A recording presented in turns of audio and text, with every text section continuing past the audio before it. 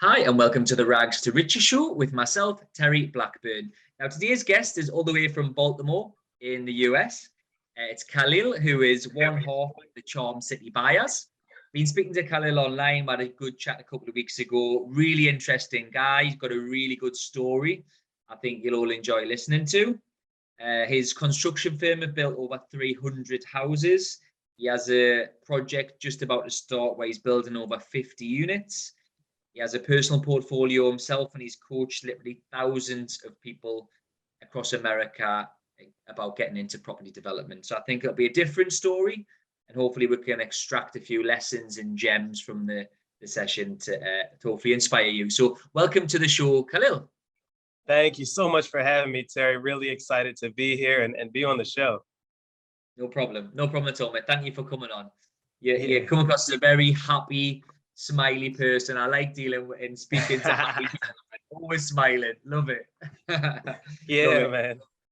Man. So, Khalil, what we like to do on the show is we like to talk about your three key parts of your career so far. So, first bit is just how you got into property, how it actually started for you. Middle part is the exciting part, the growth part, how you went from zero to where you are right now. And then the last part is the current. So that's what your attention and your focus is on right now, where you see Charm City Buyers going forward. So could you start by telling us a little bit about the start, so how it started for you, please? Yeah, sure thing. So I'm born here and raised in Baltimore, Maryland. And shortly after graduating college, I had an opportunity to actually house hack, which for those who don't know is when you live in one unit and you rent the others. So I moved back home with my parents, and I saved a significant amount of money very aggressively. I had a spreadsheet, I remember, and certain friends I used to go out with that I can't go out with anymore because I spend too much money. But in about 18 months, I saved about $25,000. And that's living at home. That's not, buying a new car fresh out of college, no traveling, just nothing. Didn't know what I wanted to do at that time, but I knew something entrepreneurial was calling me. Right? Something that I needed the freedom. I needed something to build community. I needed something, an assets to pass forward and positive impact on the world. You mentioned me smiling. It's because every day I wake up, my feet hit the ground, and I love what I do. And I'm sure you're the same way, Terry. Love that. Love that. So when I moved to Connecticut, a few states north of me, to chase love, my now wife, we looked at each other, and we were going out a little bit and having some fun, but we really sat down in our early 20s and said, what are we going to do for the rest of our lives? This isn't it. This can't be the rest of life. So we looked at different opportunities and stocks and all kind of different things, and real estate was something that really stuck out for us. Something tangible, something we know is going to always appreciate and value. At the end of the day, they're not really creating much more land, but the population keeps growing and growing and growing. So we formed our first company and decided, you know what, we're going to get started. So it was 2012, about 10 years ago. And we bought our first shell. So our first shell was a 3-unit multi in a slightly rough area in the north end of Hartford. But we saw the opportunity, and we saw the opportunity strong and fast. We fixed it up. Our very first tenant is still our tenant now. We purposefully rent slightly below market. And that's because we're out of state owners. And for us, turnover is just something that we don't want to deal with, right? That headache of turnover. So they can't find something as good in terms of quality, for the price. So fast forward just a little bit, we built a portfolio of rental units. That was our first kind of milestone. Then we decided, okay, let's do some flips. Let's do some for sale housing, some bigger projects. We did that. And then what was pretty fun is that I got tapped by a larger developer, a commercial developer who had done 17 million square feet of commercial development. He had done the Boston Red Sox baseball stadium. He had done the Under Armour factory, which is a significant retail producer here in Baltimore, Maryland, based here. But what he realized is that as he was doing commercial developments, the real winners were the people who were doing the residential on the outskirts, right? The value that folks got, the ROI that folks got was pretty significant. So he wanted to build out a housing division. So he tapped me and said, hey, I see the work that you're doing.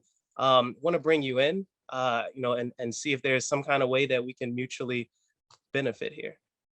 So what was pretty cool is that, starting this housing division, almost like taking a step back and deciding, okay, this could significantly slingshot me forward exponentially, right? I can learn so much here. I can make the connections. I can grow. I can do like formal pro formas and financial models and get political context and community context. So I did it. So at the time, as an entrepreneur, you're thinking, well, I've left my full-time job, my wife left hers, we're full-time entrepreneurs, we have a certain lifestyle, I don't need to go back to work, right? Yeah. um, but what was nice was that we sat in that seat for about 3 years, and we really learned a lot.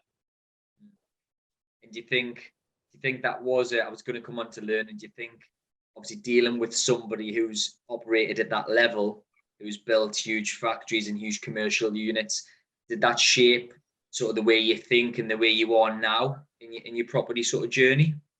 Yeah, absolutely. So for us, being able to immerse ourselves with bigger players, quote unquote, with larger developers, and see behind the scenes how larger development works, it's different than those kind of onesie twosies scattered site houses.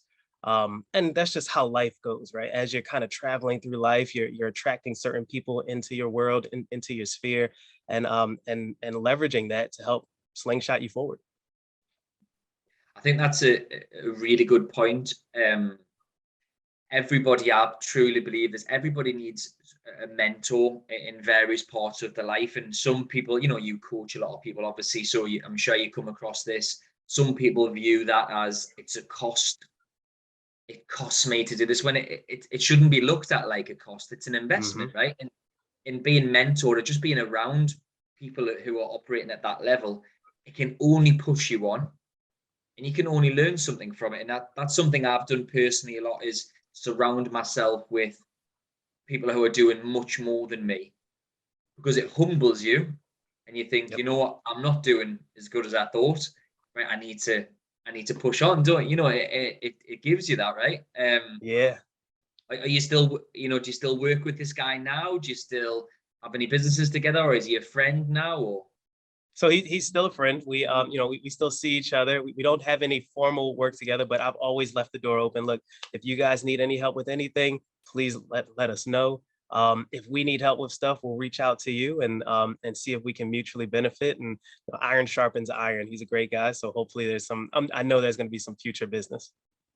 yeah, love that. There's a great phrase we say in the UK. I don't know if you've heard it over there. Is your network is your net worth? You heard that one, yeah? And that's all Exactly. right. So That's right. the more you hang around with this guy, the Yep. more opportunities you're going to attract. You're going to be inspired more, and also, like what you said, you left the door open. I believe that in business is, never burn your bridges if you can. Sometimes the other person burns the bridge, but as long as you try to keep the bridges there, you never know what might come in the future, right? Yeah, that's exactly right. 100% for us. The law of averages is real. So if you're the average of the five people with whom you spend the most time, and I'm sure you've heard something similar.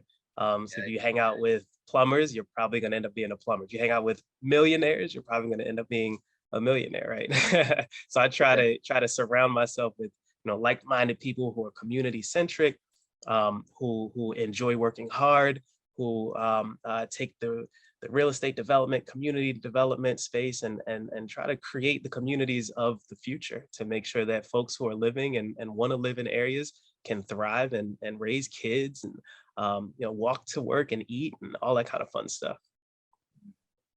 yeah, man, love that. I completely agree too. And on the flip side of that, if you hang around with five alcoholics, you're going to have a drink, right? And if you Yeah. knock around with five gambling addicts, you're probably going to have a bet and a gamble Yep. every now and then. Yeah. So it's productive your environment for sure. Yeah, love that, and that's in business, in property, in your personal life too. Hmm. In every part of your life. Okay, love that. So you left the construct this guy's working with this commercial developer. What happened next? What did you go on to do, and why? Yeah, so shortly after that, we had already been doing flips, and we continued our portfolio, and we shared with him in the very beginning, look, I'm not going to stay here forever. I've got my own operation. I've got my own dreams and aspirations. And he was fine with that. So we left, and my wife and I kept flipping houses. We did a few more. And then about a year after that, one of the general contractors with whom we had been working over the last 5 or 6 years, providing him with about 75 to 80% of his business through our own projects and other projects that we were connected with, whether that's our students or other developers. He had a partner exit. So we looked at him and had a conversation like, well, are you looking for another partner? And this was 100% my wife's idea. She's the brains of the operation. She's high level thinking. She does this kind of stuff. All I do is like swing hammers and build houses. No. Is she there? Is that why you're saying that? Is she there? Oh, no, she's not here. But I love to give credit where credit's due, So we sat down, and he said, yeah, I think it'd be great to have another partner. I don't want to do all this on my own. It's tough. I want to grow. I want to expand. I see what you guys are up to. Let's chat. So about 3 months after that, we're signing a new operating agreement, and we're putting our stamp on it. And this construction company, in their own right, has done over 300 houses, including ours. We're probably up to about 325 houses at this point, maybe 330, with a significant pipeline. But just to be able to have a niche in residential construction, full gut rehabs, because the houses that we do and the houses that we target are very rough shape, and I'll talk a little bit more about that in a second. But to have that connection and to bridge that gap a little deeper, where we can provide direct construction services to our mentors, to our mentees, and to ourselves, it's a game changer for us. It's another profit center. But more significantly, the idea of vertical integration is really showing its true form as we continue with the development, with our group coaching program, now construction, and then some more significant things. I want to quickly talk about the houses in Baltimore City, because I know your audience may or may not have visited this side. It's important to know kind of what that landscape looks like. So Baltimore City, it's been disinvested for decades. So Baltimore City used to be a 1 million person city. Now we're down to about 600,000. So as you can imagine, we had housing stock to house 1 million people, but we don't have that now. So there's plenty of vacant, blighted, abandoned houses throughout Baltimore City. And this is where a lot of the negative thoughts about Baltimore come in from TV shows like The Wire or the Freddie Gray uprisings that happened a few years ago. The reality is that the vacant houses are there because there just aren't enough people. So the state and the city are doing things like providing financing and grants to demo houses and create little pocket parks, or create room for commercial, or create room for new housing. So when we go into neighborhoods, and we target very specific neighborhoods where there's a transition point, right? This is a block where a block to the south, houses may be selling for $250,000. A block to the north, houses are selling for $100,000, right? And we go into that very prime area and say, okay, we see a few vacant houses. These houses do not have windows. These houses do not have roofs. These houses may have trees growing out of them. These houses don't have a back wall. These houses may be so collapsed and deteriorated that you can walk through the front door, but you really can't walk anywhere else. These are the types of houses.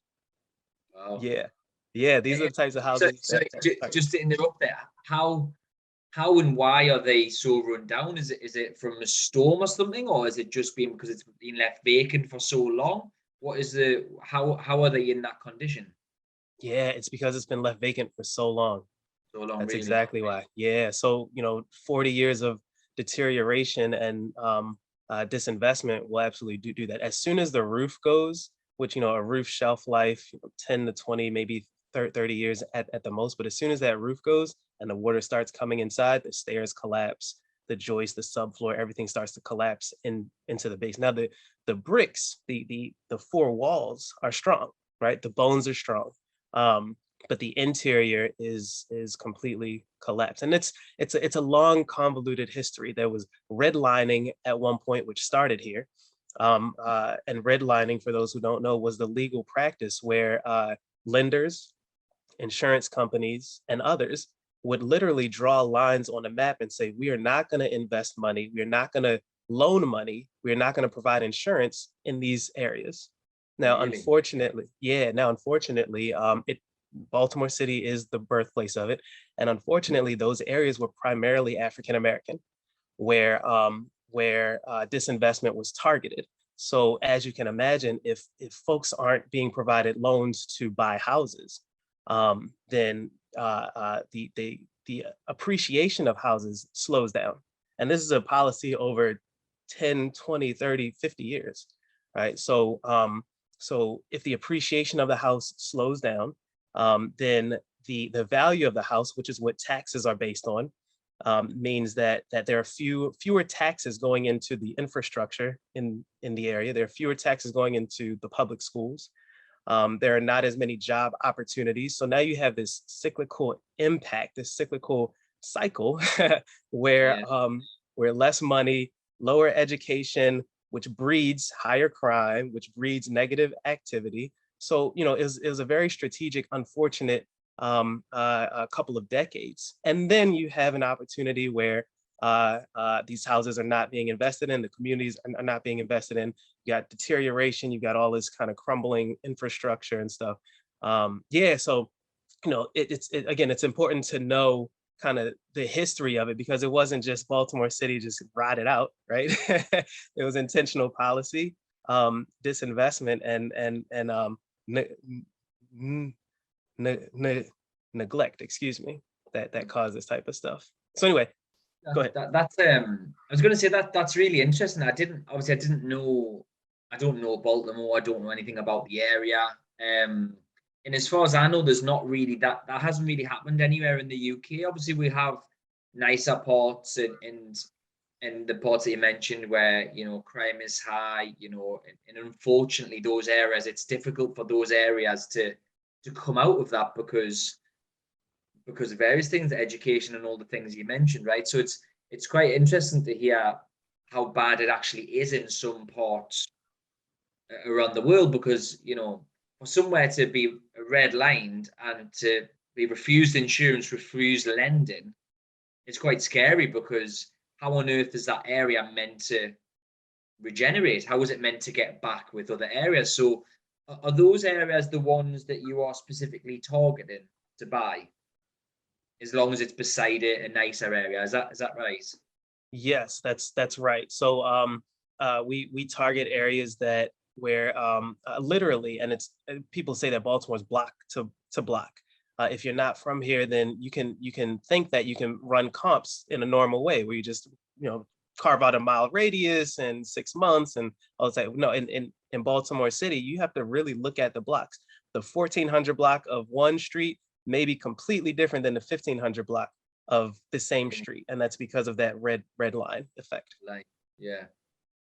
Oh, that's fascinating. So do you think it will ever turn around? Do you think that we'll ever remove this red line, or is that sort of indefinite? Like what? So yeah, great question. So at this point in kind of the world and policy, redlining is not legal, so it's completely gone. There's still some remnants and some impacts of it, like housing prices may be significantly less in previously redlined areas. But there's a lot of capital and a lot of intention from the state, city, federal to reverse those impacts. Oh, that's good. Yeah, so things are actually flowing into the areas where they previously weren't, which is great. And now's a significant time. We've been talking to developers who've been doing this for 40, 50 years, and they're like, wow, I've never seen this much investment in the city, in the infrastructure, new trees being planted, old houses being demoed, and parks being created, all these different types of things to help kind of spruce up and make Baltimore City another great city. And we're part of that change. So we see these large houses that are vacant and abandoned, and we go in, and oftentimes we can't see what the basement looks like, or we can't go up to the second and third floor, but we take it on, and we'll purchase it and we'll fix it up, and it'll be a brand new, high quality, beautiful home.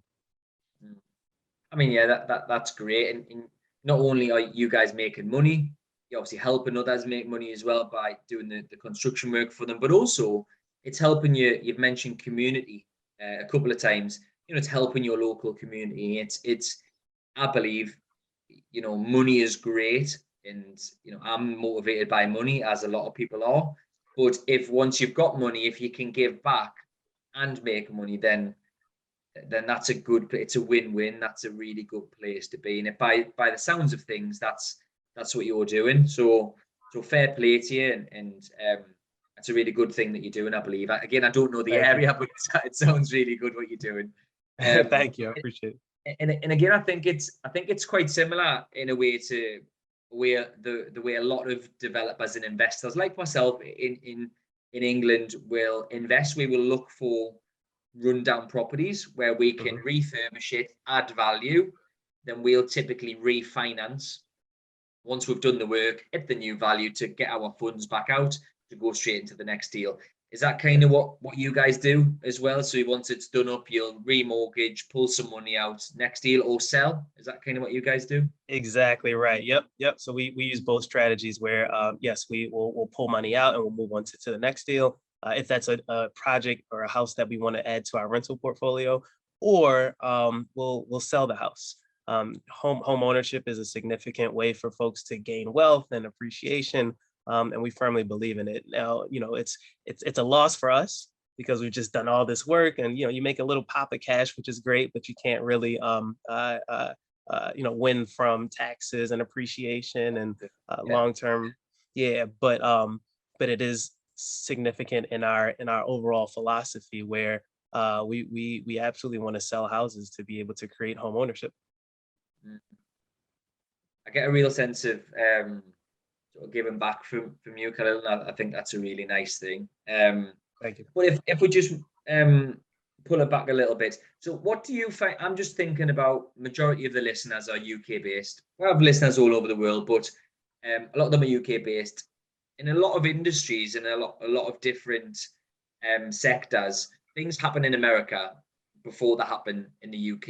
It kind of seems to work like that. Certain technology, certain things are happening. Is anything in the housing market that you're seeing recently? Maybe is it COVID's created, or is there just anything that's going on in the US that might come across, or is anything that you can think of, anything that's relatively new, any trends that you're aware of? I love that question. I feel like I have a crystal ball and I can help your listeners out. Hope so. Yeah. Yeah. So interest rates are starting to rise. That's one thing. Too. And Too. everybody knows about when interest rates rises, the different impacts. One of the positive impacts is that people who are looking to buy houses, it kind of gets them off of the fence. If they're kind of teetering, I'll wait a little bit. Interest rates rise, like, wait a second, I need to go ahead and buy this house before they rise even more. So that's good. It'll help kind of give a little pop to the housing market at a great time as the weather gets warmer and everything gets nicer. It's really good timing there. We are seeing that lumber prices are still significantly higher than they were pre-COVID. And with things going on, I don't want to get too down the rabbit hole here, but with things going on between Russia and everything, we anticipate that lumber prices will continue to increase. We're at about 200% of the pre-COVID pricing. At its peak, it was about 300%. So I could see it increasing to that 300% plus over the next couple of months, which obviously, petroleum and things impacts plumbing supplies and impacts heavy machinery. So the construction industry is likely to get a little more costly. So our construction costs are probably going to go up, which means, the supply and demand and everything else. That means fewer people are going to build houses. I keep reading reports that nationally here in the US, there's a housing shortage. So even though prices will go up, I do anticipate that, even though construction costs will go up, I do anticipate that housing prices will continue to go up also, even though interest rates are rising. Just a few things there for you. Yeah, I think that has mirrored in the UK already. Construction's up, materials are up, house prices are up. There's still huge demand, housing shortage. It's just interesting to hear, you know, someone on the other side of the world say the same thing. Yeah. So yeah, that's interesting. Okay, so so we talked about a little bit of the growth section there. You built your portfolio, your construction uh, firm is doing really well by the sounds of things. I read something online which I was really interested in. I thought was very admirable of you guys, you and your wife. You coach a lot of people, but did I read that? Do you coach younger people and children almost in terms of getting them into real estate and mindset and things? Is that right? We do. Yes, yes, yes. So the children are the future, right? Yeah, um, yeah. so we do have a group coaching program where we help with kind of adults who want to learn real estate investing, and specifically in Baltimore City, because we have built a niche here. We know which companies to go for insurance. We know how to get through the permit process, all those types of things. And we also carve out time to make sure that we have students, high school students, walk through our houses and kind of see behind the walls almost for the first time for a lot of them, and tracing where the plumbing lines go, and okay, why are these joists X number of feet apart, where the electrical lines, and just kind of see it, touch it, and feel it, because it's pretty cool for them um, Mm. to be able to do that. Um, we host a bus tour, and for each bus tour, we make sure that we show them a house that we own, that we have not started. So it's one of those like deteriorated. There's no wall. There's, you know, a tree growing out of it. The concrete's messed up, and they get to see that, and they're like, "Wow, this is overwhelming." Right. And then we take them to a house that we also own that's halfway finished. So we've already passed the mechanical inspection, the electrical inspection, the plumbing inspection, and we don't have drywall up, so you can still see, but behind the walls, everything that's going to go behind the walls. And then we take them to a final house that we own that's listed, and it's staged, and it's beautiful, and it's got the appliances, and the hardwood floors are polished, and all that kind of fun stuff. So they get to see every step of the process. Ideally, we take them through houses that are similar, or at least in a similar area. Sometimes we have to take them a little bit further away, which is fine. But for folks to be able to see beginning, middle, and end, it's a game changer. I think that's a really good concept. And are these people? I get with adults, obviously, you know, there's other people doing that. You know, that's happening in the UK. But are these younger people? Are these sort of people who are interested in becoming a carpenter, electrician, or plumber, or is this people who are interested in real estate and the mindset and the financial stuff, or is it a bit of both? Great question. A bit of both, and oftentimes it's people who you know, their parents may not have the network that's needed to expose them to different things, whether that's real estate, construction, technology, medical, anything. So you know, they're part of different programs that connect with folks like me and say, hey, I know you're a real estate construction expert. You can, you know, you're a developer, so you know the pro forma, the financial models, and everything. Can we bring a group of, you know, 30, 40, 50 students, high school students, to come and talk with you? So there are folks who may or may not be interested in it. They have not been exposed to it, so they don't know what they're interested in yet. And my job is to smile and make it fun and make it exciting and say, hey, come on down into into this area where real estate and construction is actually a lot of fun and profitable, and you know, you can change your life and change the community. Yeah. Again, I think I'm getting a really good vibe from you because, you know, you talked about giving back to the community, and we also talked about at the start this red line area. Unfortunately, when that was going on, it obviously impacted the people in that area in terms of the education, and everything dropped. You're almost regenerating that by teaching the kids, and like you said, children of the future. I mean, I would have loved it at a young age to get into stuff like that because I was into doing all the wrong things as a child and drinking and drugs and all the stupid things that I was up to. But you know, if someone showed me, because I've always had an interest in property, I don't know if you have too. You know, I've always liked watching $1 Million Listing, and we have one in the UK, Homes Under the Hammer, and you know, watching these type programs. I had that interest from a early age, but if someone showed me the start of a project, the middle of a project, and a finished project at that age, and explain the mindset behind getting out of the rat race and property. I mean, oh my God, I'd probably be 3 or 4 times, I would have achieved 3 or 4 times more than I have done now by my age, So I think that's a great thing that you're doing. And I want to actually, I hope someone listening could try and replicate that in the UK, because why couldn't we approach universities and colleges and schools and offer that service free to show people around, that can only be a good thing. Yeah, I agree. The very first kind of construction site that I stepped on was my own, right? To your point, like what if I had seen it at high school age instead of in my 20s? Yeah, exactly. It can literally, I think most people have a catalyst in their life, a turning point, a moment that changed everything.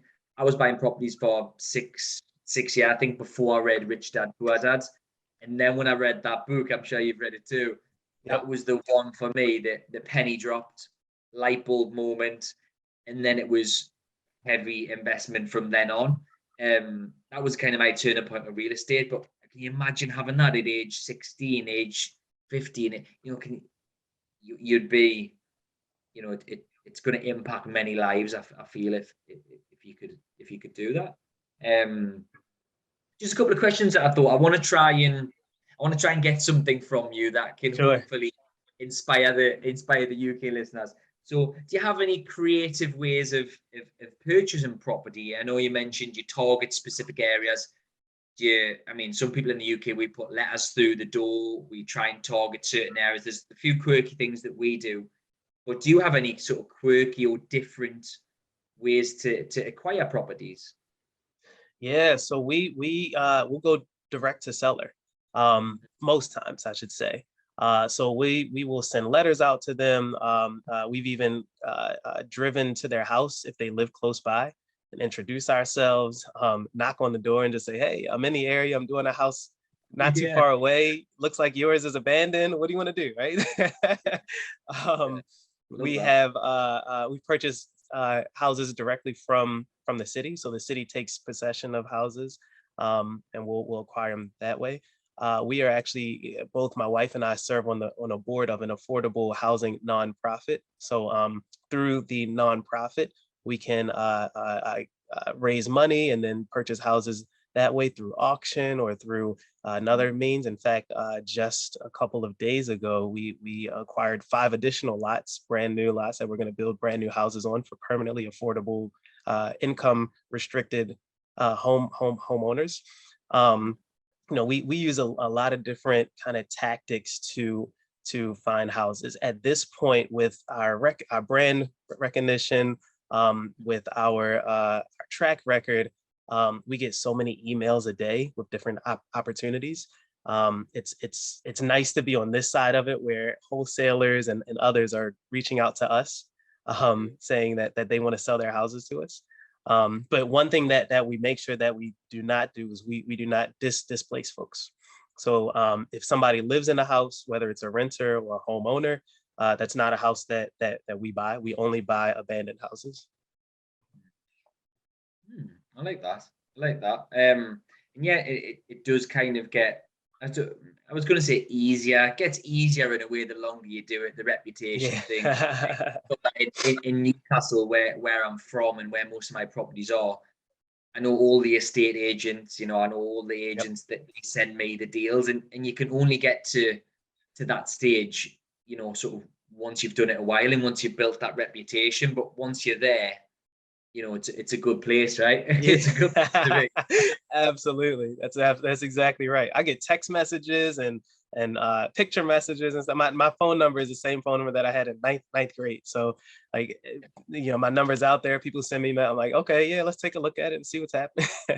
Yeah, love that. I think it's been a really different episode. I think there's definitely some gems in there. And one thing I've realized by speaking to you is there's a lot of similarities between America and the UK.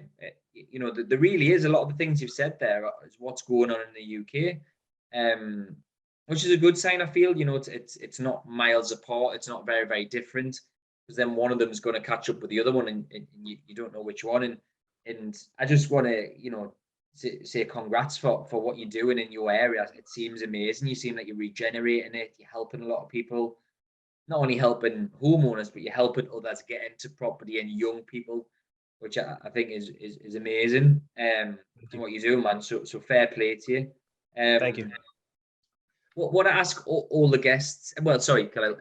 What's going to happen in the future for you guys, for Charm City buyers? Where do you want to go? What's the big aspirations? What's next? Yeah, so we do have big dreams and big goals, right? We started from rags and we're moving into riches. So currently we were recently awarded probably about 6 or 7 months ago. We were awarded the rights to build 50 brand new houses over by Johns Hopkins Hospital, one of the premier hospitals in the world. And our site is about 3 blocks away. So it's, prime area. The lots have been all demoed, again, from significant resources from the state and city, and they're looking to build brand new houses here. So we would do a combination of single family houses as well as duplexes for a total density of about 68 units.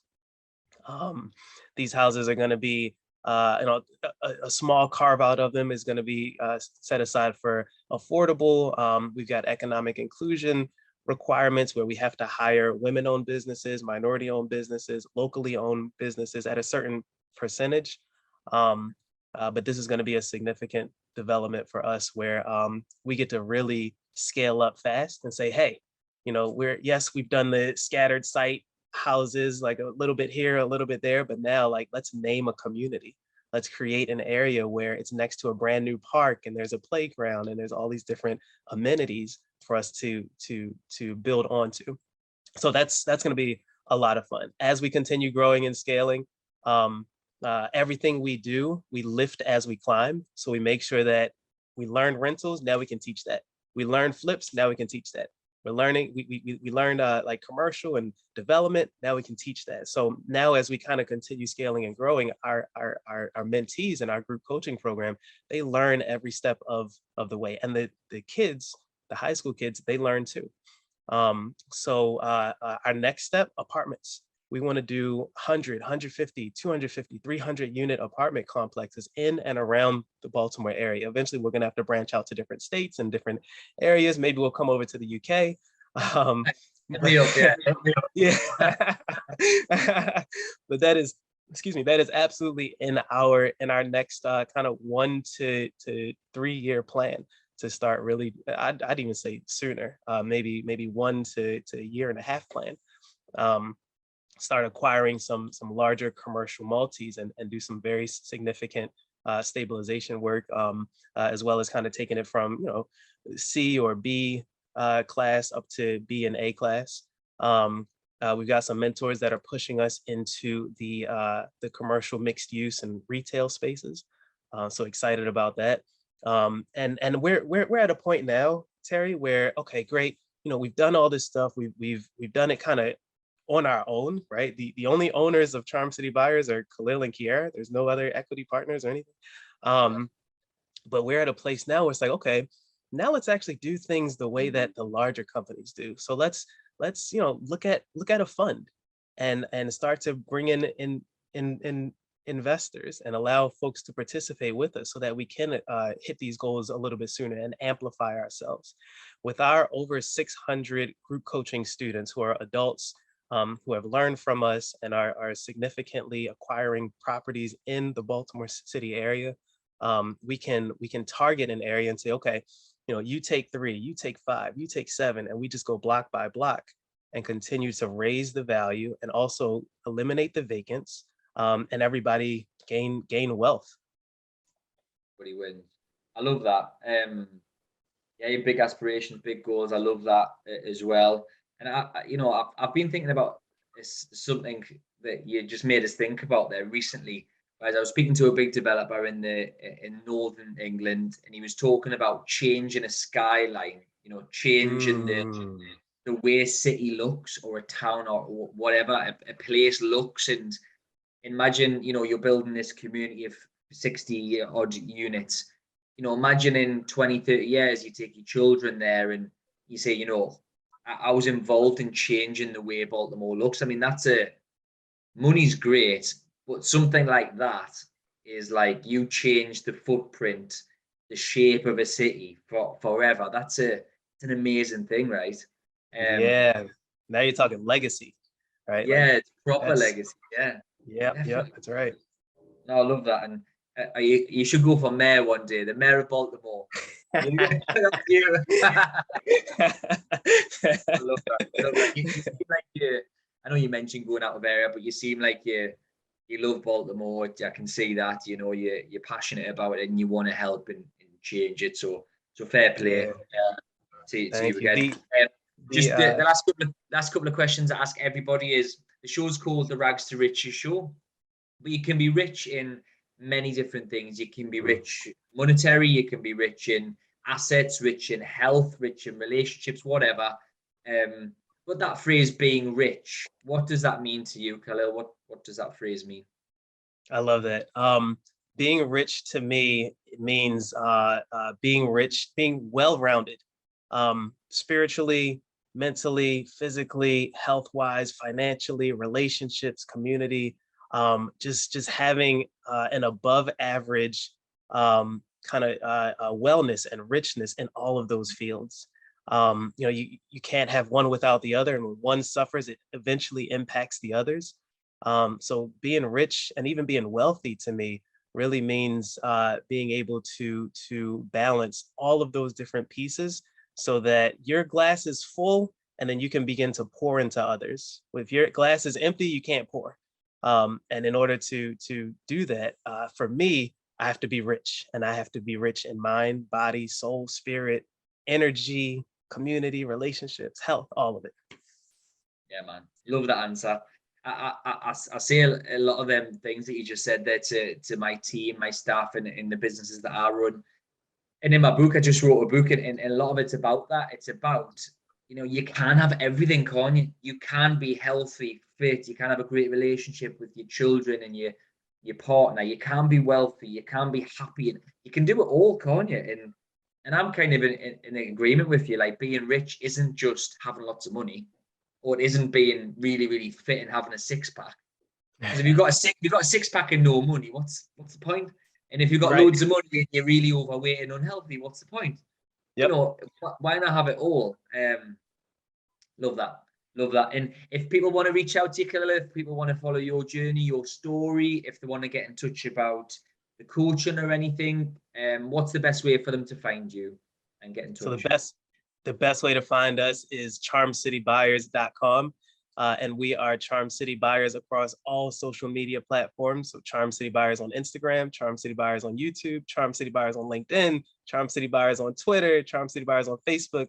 We got in early and we were able to trademark that name and get Charm City Buyers everything. For those who don't know, that the nickname of Baltimore City is Charm City, because it's a very charming city. The architecture, the music, the culture, the food, it brings a lot of charm out. So when we decided the brand name for us, Charm City Buyers was a no-brainer. Charm City Buyers. Love that. I'm certainly going to be following your story and keeping in touch. I think you're a great guy. And thank you so much for coming on the show, Khalil. And I hope you have a fantastic rest of your day. Thank you for having me, Terry. Thanks, mate.